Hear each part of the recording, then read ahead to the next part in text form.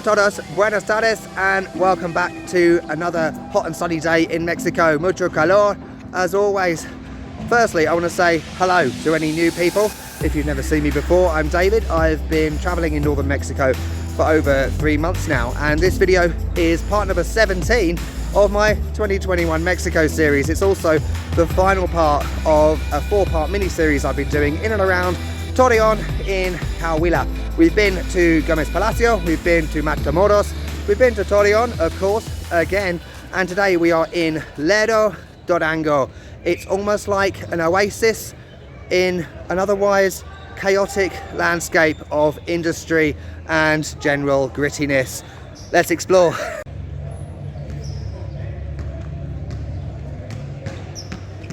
I'm in Parque Victoria.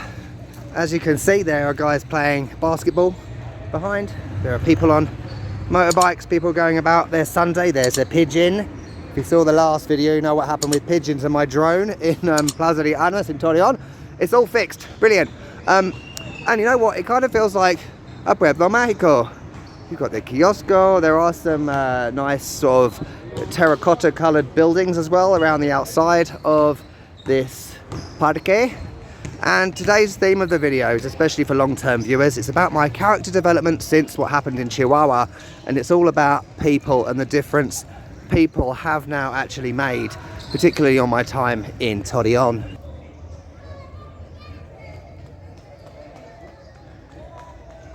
Now, as we've seen in previous videos, Gómez Palacio and Torreon are very much kind of industrial and typical Mexican cities. Lerdo is kind of attached to Gómez in a way, although it's a different place, and there is a stark contrast. You can probably feel it. There are trees, there is peace, there's lovely colours and statues and things like that. The thing I would say, which is my greatest piece of advice when it comes to northern Mexico, if you're thinking of coming here for the first time, is don't trust Google, or don't even rely on Google, because northern Mexico, as I've said in previous videos, particularly in Durango, there's just no information anywhere. Every video I saw about Lerdo was by a Mexican, and so if you don't speak fluent Spanish, it can be difficult. Lovely. For once, I am spoilt for choice today. What shall I do first? We've got the classic turístico bus thing, I can't remember the name, and we have El Chepo, Neveria. In Torreon, we went to a place that I thought was Nieves, but it was, I think I was taken over by the excitement as always. It was more like raspado, like an icy slush puppy thing, but here is like the most famous Nieves ever apparently. Yeah, Neveria Chepo comes from here originally, established 1896. Let's do this first.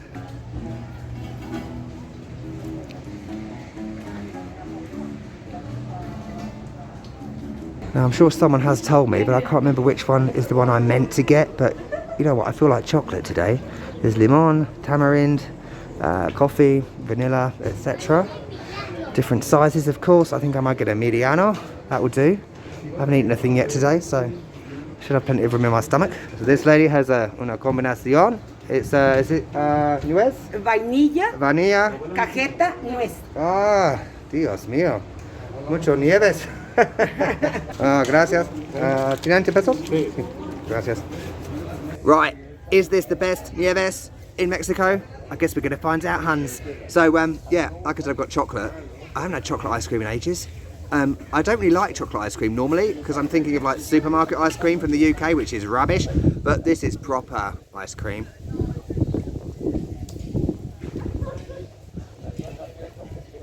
Oh, that is chocolatey. Oh my God. As always with Mexican food, right? Anything in Mexico, you put it in your mouth and then it takes time to develop and you get like a wave of chocolate sensation, you know, traveling through your taste buds. What is it with my creative speech today? Oh, there's a church too. Oh, shush.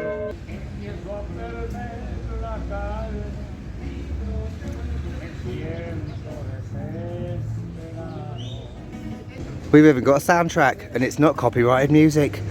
This just sums up Mexico. An old guy playing the guitar. A tourist bus, nieves, sun. This is their life. Right, I'm going to finish this. Just look how soft it is. It's soft and fluffy. It's like a cloud of ice cream in my mouth. Yeah, there's El Chepo. Is it El Chepo or El Chepe? It's Chepo behind me. Stunning. Absolutely recommend this.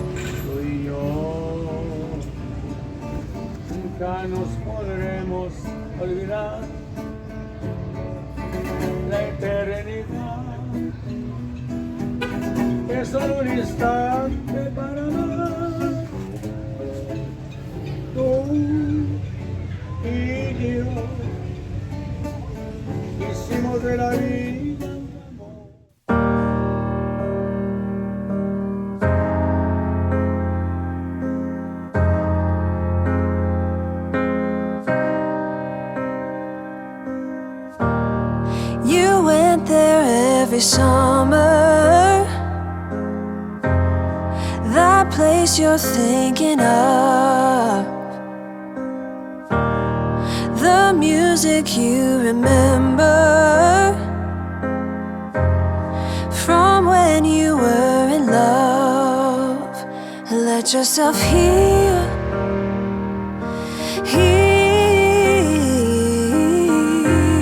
it's easy to feel. Let yourself heal,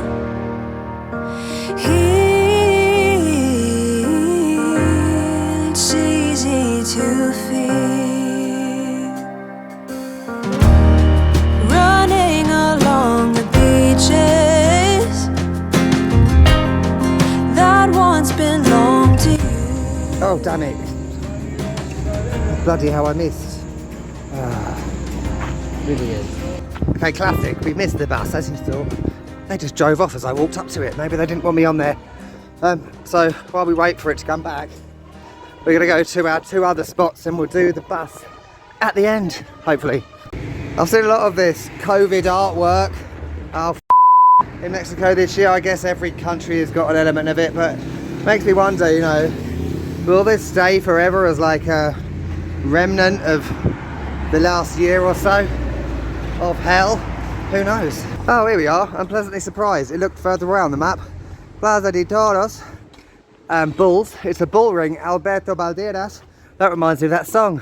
Metro Valderas. My favourite song ever.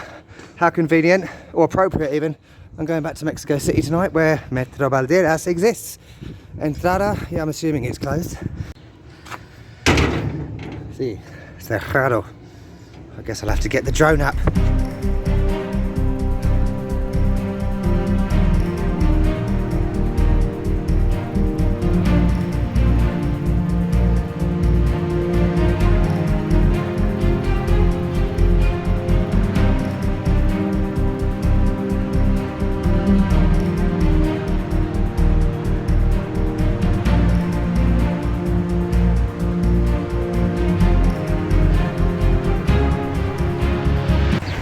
Okay, let's take that off. Bloody mask, I've got to take it off. You might be shocked, right? Because that is the only the second Bullring I've seen in Mexico in all these years, 3 years. The first one was in Tlaxcala, the smallest state in Mexico. I don't know why I always feel weird about bull rings, because it's something I associate with Spain, but obviously Spanish history, colonialism, you name it. I think there's one somewhere that's like really famous in Mexico, but I haven't seen it. Where is it? Let me know in the comments.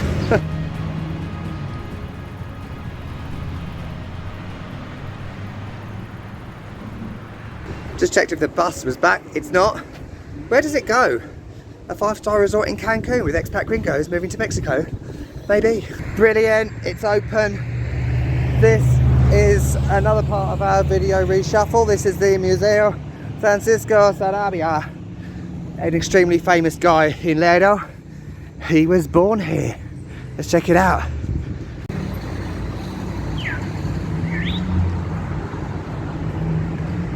Now, I know I said I wasn't going to go to museums, but I'm making an exception because this one is small, the lighting is good, and actually it's something I'm really interested in. So Francisco Sarabia, he was a famous aviator or pilot. He lived from the beginning of the last century to 1939, so he was quite young when he died. And basically he was instrumental in, or like a pioneer for aviation. And as you can see up there, there's a big plane. Was that? No, that's not a real plane, I assume. I don't know. It looks like a model. Conquistador del Cielo. That's Conqueror of the Heavens, I think. Just look at that little plane. He reminds you of like World War II pilots, you know, with the goggles on their head. And yeah, that was his plane. He set a lot of records. I think there's a list somewhere. Yeah, here we go. A list of all the trips he did and the records in terms of time that he set. So in 1938, Los Angeles to Mexico City, 6 hours and 30 minutes. Imagine it taking that long now. Mexico to New York, 10 hours and 48 minutes in 1939. That was the year he died. I think he died in a plane crash.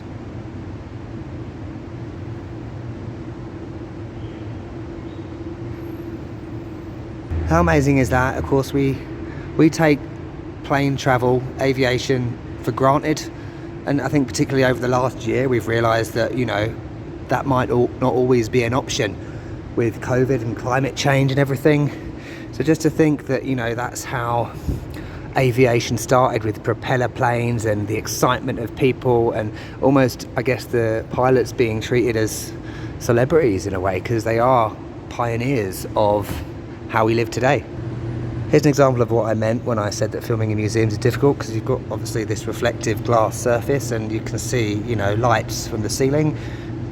It's just a nightmare. Look, aviation logbook. That is so cool. Back from the 30s, I guess. And look, he had a little, I guess, what would you call it? Like grooming pouch with a comb and razor and a brush. Yeah, he was seen as very much a celebrity, the return of the hero. Is that Mexico City down there? I can't really see properly. Is that the Metropolitan Cathedral in the Zocalo? I can't remember. I haven't been there for so long, I can't remember what it looks like.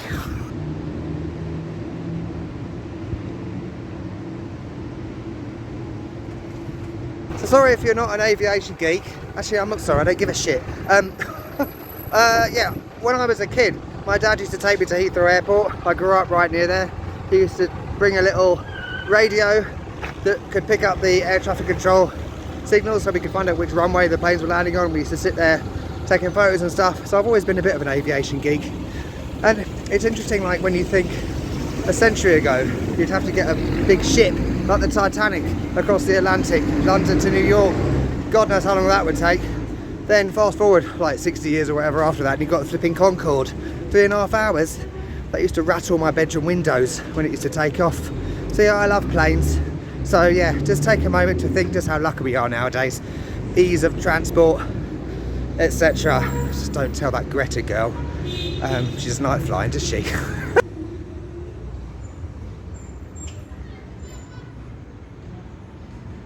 Okay, the elusive tourist bus continues to elude me, just as my Polish citizenship also eludes me. We're at this fountain with a load of children in it. Well, not real ones. And no water. Niños de Ciudad Lerdo. There's one up there holding a big pot over his cock. Brilliant. Still no bus. I haven't done one of these since Zacatecas, San Luis. I'm having a fag.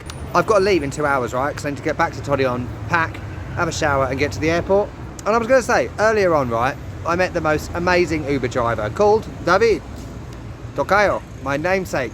He was probably a legend because of that name. He told me he was wanting to improve his English, and it's very rare that he can find someone in Torreon that's a native English speaker. It was great because he was speaking in English to practice. I was speaking in Spanish back to him to practice. That's what it's all about. I think I've never studied Spanish in my entire life, yet it's something that you just develop when you live in a country for so long.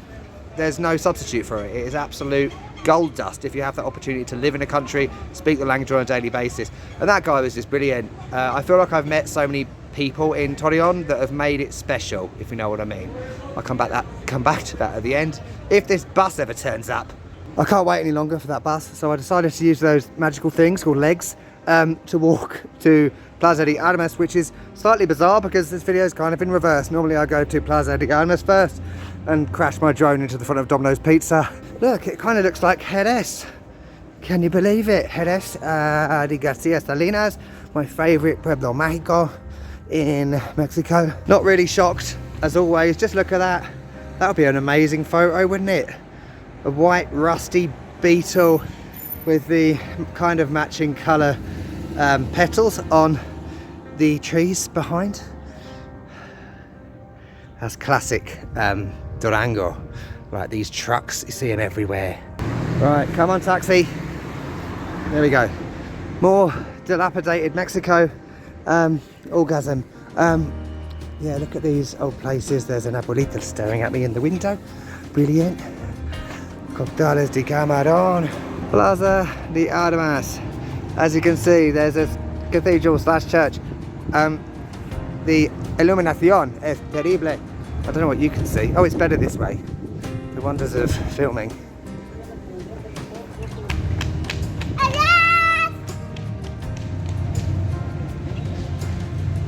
We don't need no tranvía turístico.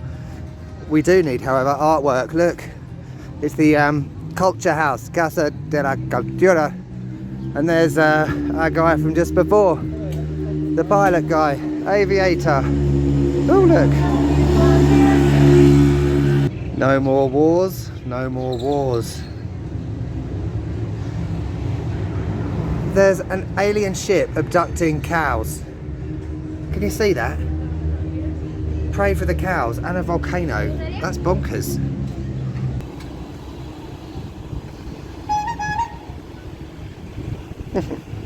Well, I'm assuming that tourist bus has been sucked into a black hole or gone through a Borg transwarp conduit, because I'm not going to do it. It's either that or miss the plane. I'm going to have these instead. A few people have told me about these Tortillones, but because I'm a dumbass, I've completely forgotten to research what the hell they are. So we're going to find out now. I guess they have something to do with tortillas, right?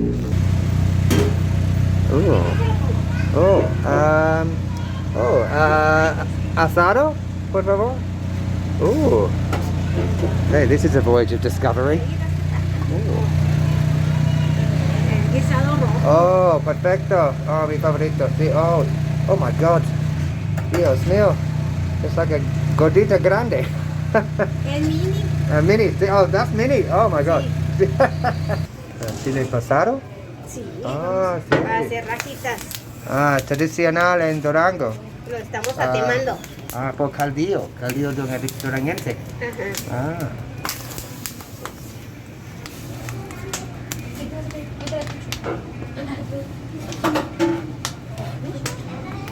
So as I said, it appears a tortillones is just like a ginormous gordita, except harina, flour, and this is a mini one. Can you believe it? I tried to think how large the regular ones are, and I'm sorry, but I got asado again because it's my favourite. They also do things like discada, what else? Picadillo, bistec, huevo, queso, you name it. So lots of different. Oh, it's like a pizza. Jesus. It's good stuff. It kind of tastes like a pizza. It's better than that one in Chihuahua. Oh crap, my thingy just blew away. I'm actually shocked as a certain coloured citrus fruit because it's good stuff. I don't normally like flour tortillas, but this is good stuff. Okay, I'm done for the day. I've had a nice day, a lovely day. In fact, I would use the word lovely to describe Lerdo, particularly on a Sunday. It reminds me of everything that Durango is. It almost feels like a smaller version of Durango city itself. Wonderful. I hope you've enjoyed these 4 videos from this area of Mexico.